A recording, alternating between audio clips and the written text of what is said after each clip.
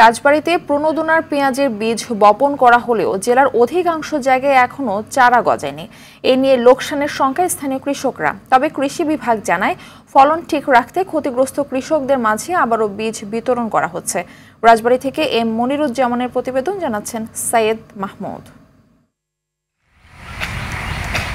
রাজবাড়ীতে ৪,০০০ কৃষককে প্রণোদনা হিসেবে বিনামূল্যে পেঁয়াজের বীজ সরবরাহ করেছিল বাংলাদেশ কৃষি উন্নয়ন কর্পোরেশন বিএডিসি।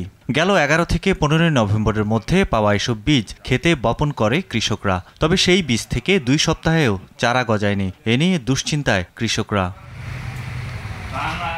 জেলা কৃষি সম্প্রসারণ অধিদপ্তরের তথ্য বলছে, চলতি বছর জেলার ৩২,০০০ হেক্টর জমিতে প্রায় ৫,৭৯৩ মেট্রিক টন পেঁয়াজ উৎপাদনের লক্ষ্যমাত্রা নির্ধারণ করা হয়। তবে চারা না গজানোর কারণে ৩২,৩৪,৮০,০০০ টাকার ক্ষতির সম্ভাবনা তৈরি হয়েছে। আমার একটা দানাও আসে নাই।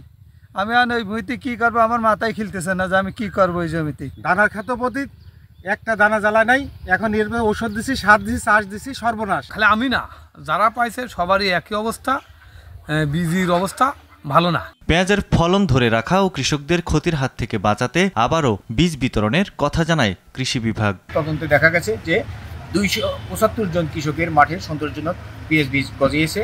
এটা ছিল বাড়ি পেঁয়াজ এক জাত, অন্যান্য জাতগুলি গজায়নি। সেক্ষেত্রে 3,725 জন কৃষক প্রণোদনার আওতায় নতুন করে নিয়ে আসা হয়েছে। 15 তারিখের মধ্যে যদি বীজ দিয়ে দেয়, এই মাসে 15 দিন, আগামী মাসে 1 মাস, 45 দিন সময় পাবে। সেই ক্ষেত্রে 30 থেকে চারা যদি বপন শুরু করে, 35-40 দিন চারা বপন করলেও মাঠ পর্যায়ে এই চারা যাবে এবং চারা কৃষক সঠিকভাবে পেঁয়াজ আবাদ করতে পারবে। পেঁয়াজ উৎপাদনে সারা দেশে তৃতীয় অবস্থানে রাজবাড়ী। দেশে উৎপাদিত পেঁয়াজের প্রায় 14% আসে এখান থেকে। নতুন বীজে ঘুরে দাঁড়াবে জেলার পেঁয়াজ চাষিরা, এমন প্রত্যাশা রাজবাড়ী কৃষি বিভাগের। সৈয়দ মাহমুদ, RTV।